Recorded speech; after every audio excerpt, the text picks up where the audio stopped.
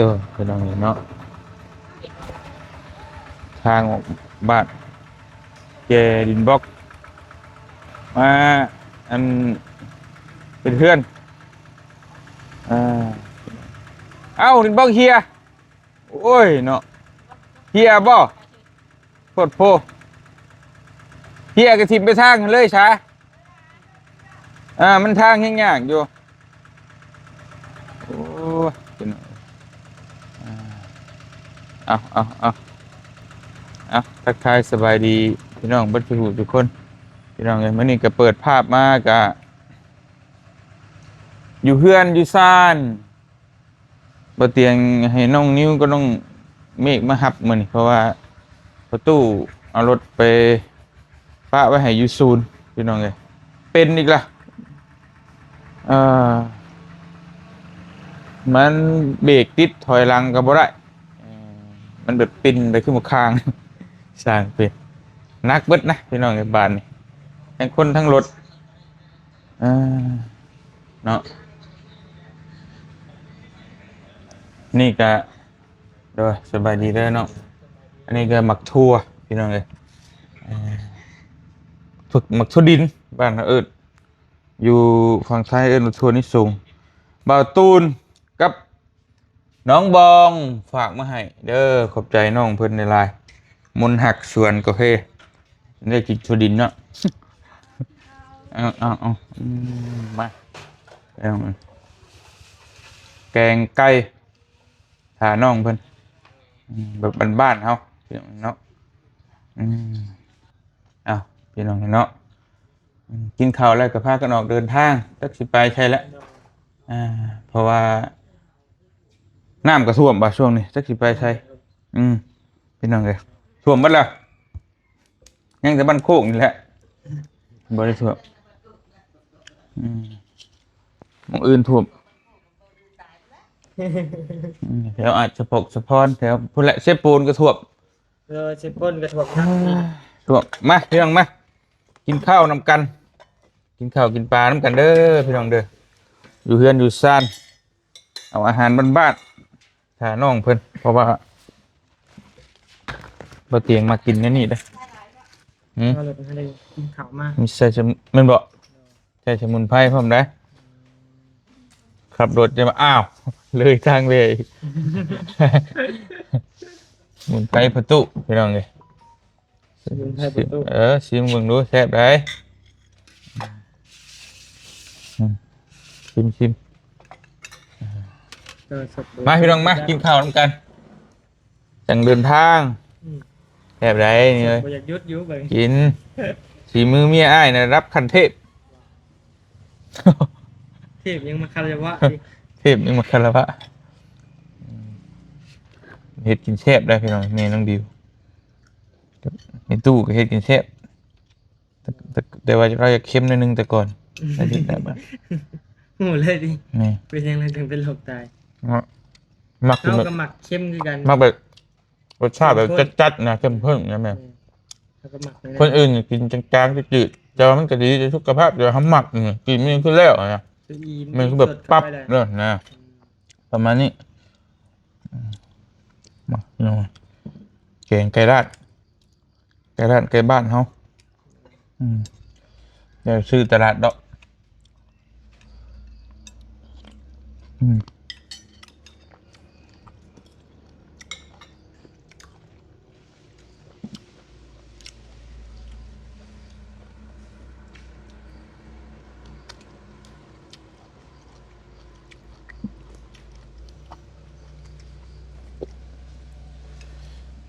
นี่มุกปลาน้ำคลองปกติเขาลงเราใจช่วงดีพีนะหลายดิเวลาบอกจะหึงไม่ไปสักเทื่อยังบ่ฮอดเลยนะรีพีเนาะยังบ่ฮอดละจะบอรี่เนี่ยบอกกับมันไม่พี่ไอ้น้องเมฆอยู่ว่าบ้านเป็นเงินเลยจะชิบว่างหรอกเนาะเนี่ยยอมไปเป็นน้อยเต้นไปกลางปิ้งปลามือ2 มื้อส่วนโจก่อนยอมเลย เดินทางบ่บ่ไหวแล้วติ บ่ไหวละ ต่อแตะ ตอดแค่นี้แหละ พี่เป็นพี่ชอบปลายมาลง ไปบ่ ไปนี่เดี๋ยวชุบออก หาเดินออกบ่ไปบ่ อืม อาจสิเดินทางเนี่ยก็ช่วงวันที่20ปลายเด้อพี่น้องเด้อถึงสิเดินทาง เดือนหนึงเดือนเท่านึงบ่ แม่3 มื้อหมดเลยขับมาบัดนี้ ไปเฮ็ดตัวนี้มึง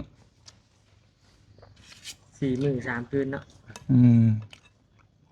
คือแป๊บเดียวนะ แป๊บเดียว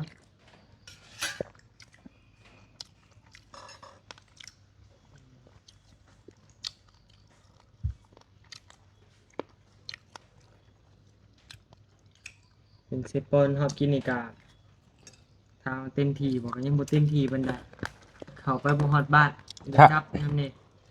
แม่นกับหนึ่งมาเลยทางเนี้ยจะเอามากับกำเวลาชั้นนี่แม่นบ่เต็มที่เราต้องตัวคิดอาทิตย์นึงลองว่า เราต้องมีแบบโฟวินแล้วก็มีเวลาตัก อืม เวลานี่มีอยู่แล้วแหละพี่น้องเอ้ยเนาะคะแนนว่าเรามีทุนนะอืมมีโฟวินมีเครื่องโอ้เข้าไปหมู่บ้านกันได้นี่ได้เดี๋ยวสิโปนจ้ะเชื่อเลยว่าบ้านน่ะเขายากที่สุดเพิ่นว่า บ้านยัง แต่บ้านแต่มันมีต่อเขาในลึกอีกได้ บ้านตัวที่เขาไปยังบ่ได้ชุดได้แม่มันยังมีพาหมู่บ้านนั้นเข้าไปอีกข้างในผมแต่เขาว่าโอ้บ่มีไฟฟ้าบ่มีหยังเลยอยู่ในน่ะ ไป มันต้องได้ขึ้นฟูขาฟูลูกอยู่ไปลงไป พากันไปที่เกตจนลุง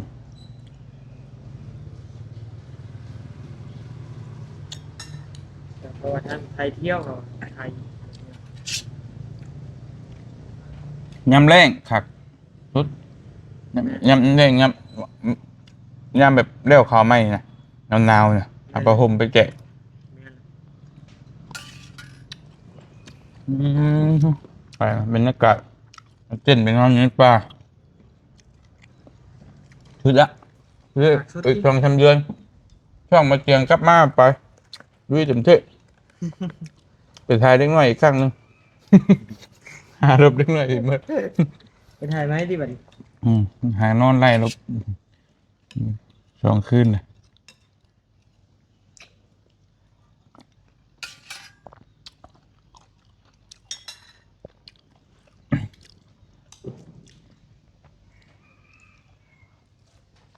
เงียบเนาะบัดนี้เนาะเดี๋ย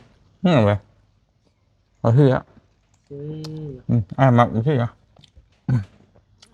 วุ่นวายบ่มัก มักเดมี่คือกันเฮานะแต่ว่าสิอยู่แบบ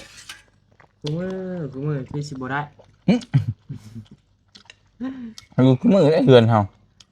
บ่แบบว่าเฮาบ่ได้ไปทางใดเลยนะแบบเฮาอยู่แต่ในบ้านในเมือง ก็แม่ม หรือว่ามันสิกลับกันบอกคนเคยอยู่นอกมาก่อนเด้ อืม กับคนอยู่ เพราะว่าแบบความคิดของอ้ายน่ะเพื่อนเนี่ยมักอยู่แบบเงียบๆนะ อืมถ้าก็ยังอยากมาอยู่บางพีมนี่ อ่า ไปบอกไปเบิ่งดินครับ ไปนี่ครับก่อนมักอยู่เงียบๆจะไปบัดไปนะไปใช้ก็ได้ แบบว่าไปลิ้นไปเรียกงานอยู่ในเมืองก็ได้แต่ว่าครับบนพักบนนอนเฮา พักผ่อนเลยอยากมา แม่น ที่ ต้อง แม่น ต้องชี้นะ นั่นแหละครับ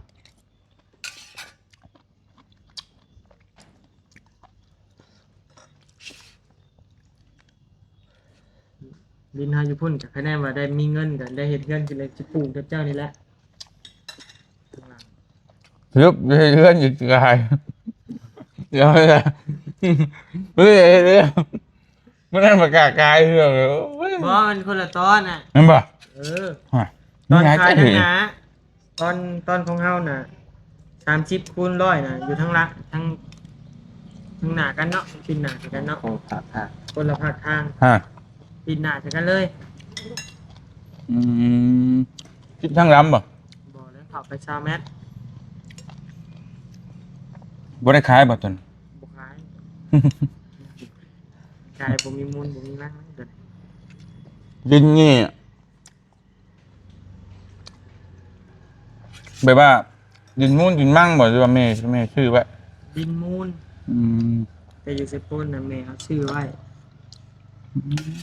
มีอยู่ที่โปรยอีก เมืองพีน อืม แม่ชื่อไว้ โปรยแล้วเนาะช่องตอนจุ๊บนี่เว้ย จุบรถวะ เฮปเตอร์จัด มันบริการจะเขื่อที่เนาะ เบิ่งในคลิปอยู่ว่าเพียงอ่ะเนี่ยไงไปหาขึ้นที่ปูนว่าไปหาขายดิน ขึ้นที่ปูนช่องมึงมาหาขายดินลึกสึกดินที่ประมาณดินคนอื่นนะก่อนดินเจ้าของอ่ะก็บอกว่าเตียงที่อ่ะอย่างนี้ว่ะ มันบวยเลยได้ไปเห็นสภาพทางไม่ได้วะ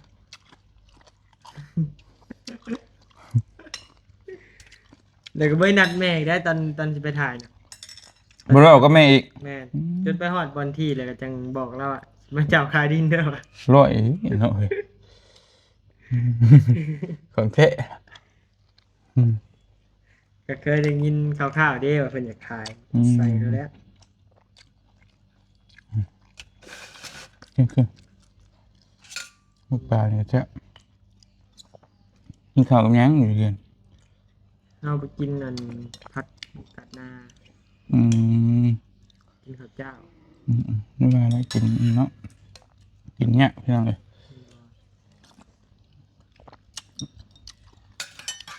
แล้วก็แดนเบิ่งน้ำท่วมบ่พอได้ช่วยกัน ใช่ป่ะไปเบิ่งน้ำกัน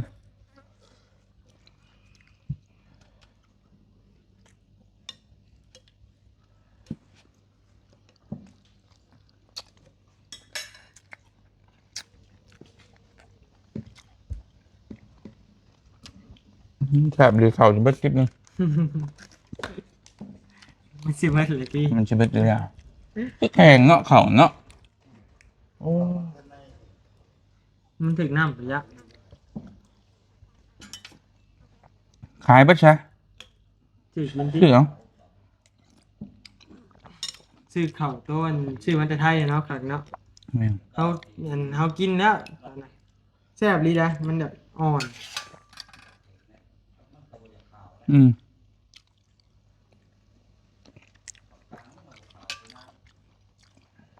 แค่ก่อนที่จะเห็นยุดเห็นหน้าเนี่ยแบบนี้ เฮ็ดมาก็กินบ่แซ่บบ่นั มัน ว ไม่ ติ ใช่ต้องเสือกระดำแทงเงินนั่นปีกายไอ้ไล่เห็น ทั้งจ้าง อัน เกี่ยวจ้างดำจ้างนั้นจนเบิด38 ล้านวะ มันมาขายข่าวได้เท่าไหร่ได้18แล้วเจ้าซะ แล้วกันนะ คือปีนี่บ่เห็นผิวอันเฮ็ดหน้านี่เนาะปี แม่ เนาะ บ่เห็นเลย ได้แล้ว ไอ้ก็เลยว่าเอาเงินจำนวนนั้นน่ะไปซื้อข้าวมากินจ้ะ แม่ได้กินข้าวแซ่บอีกเนาะข้าวไทย ผมยึดให้หน้าปีเดียวแบบช่องกับปิวเลย แล้วจิ ข้าวสิบ่ได้กินหน้าก็บ่เฮ็ดข้าวบ่เฮ็ดบ่กินข้าวแบบช่องกับปิว อืม เอามาพี่น้อง เฮ็ดดิ จือบ่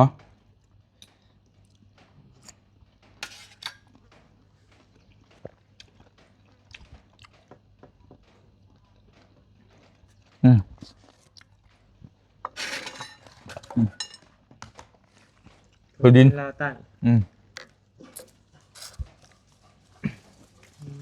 จูนน้องบองน้อง แซ่บเนาะ มุกขอบใจหลายๆน้องคนผักมาให้ฮะทีละน้องงุงพี่น้องเลย ไกลไปไหนก็ผัก เด้อ เนาะ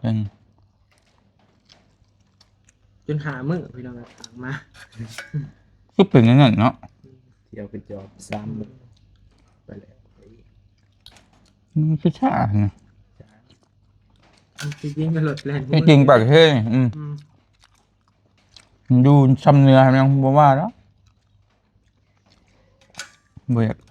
บียกด้วนไปไหนแล้วจ้ะ เปลี่ยนใหม่ใช่ดิ คนช่วงด้วนบ่ด้วนละอยากชาจะ2 มื้อแล้ว เอาติเอา3ซะ อืม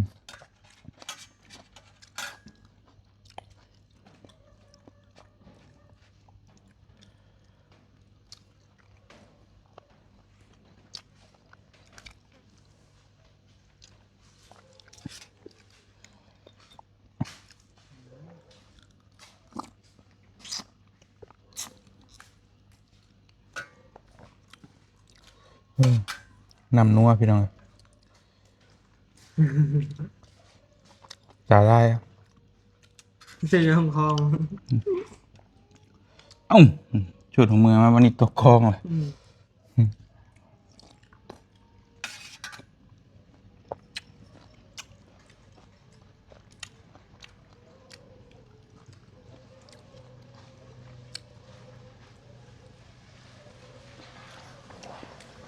รถไปเด้ งานนี้แล้ว รถเท่านี้ โควิดนี่ อืม ขาด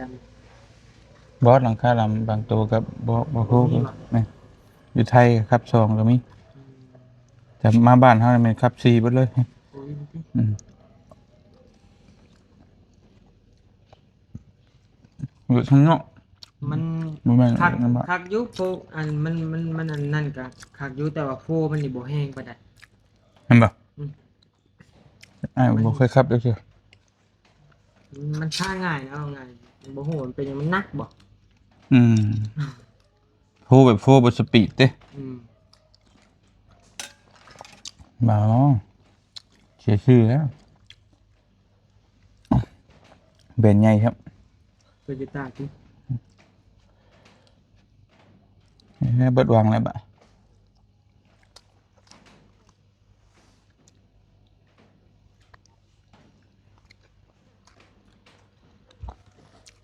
หาขายน้ำมูลน้ำมังคือน้องนิ้วนะสิได้รถอืม ขายแล้วนะ หึ ขายแล้วนะแรปเตอร์ ไม่อยากเป็นได้เลยคือกูมึงนะเดือนยังเดือนหน้าเพราะได้เฮ็ดข้าวกินนี่ใช่ ให้ลูกอีมีข้าวกิน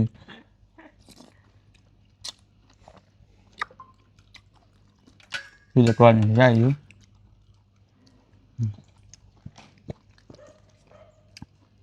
นะเรื่องเลยตอนนั้นนั่นแหละมาเตรียมขอตัวกินข้าวกินน้ำกันแล้วก็จังสิออกไปเวียกให้น้องนิ้วมาครับก็เรียกว่าตอนแรกว่าให้น้องเมฆมาครับขี่รถจักรมาครับแต่ว่าน้องเมฆว่าพอดีน้องนิ้วก็สิมาครับก็เลยมาเลย นอน พี่น้องเอ้ยมุกกระจายละลายได้น้องเด้อน อน โดยมาครับสบายมากแน่ใจว่าสบาย สบาย ซกเหน็บหักหลายคนเลยทางเข้าบ้านพี่น้องเนาะรถหุ่นใดแกนักๆได้ เอาอยู่ดีไม่แห้งพี่น้องเอ้ยเนาะหักแพงเป็นสกูทุกคน เดี๋ยวติดตามตอนต่อไปว่าเขาสิไปทางใดเนาะเดี๋ยวอัปเดตให้เบิ่งเป็นระยะเป็นช่วงๆสำหรับมื้อนี้ขอตัวกินข้าวต่อก่อนบริยาได้สบายดีเด้อพี่น้องเด้อ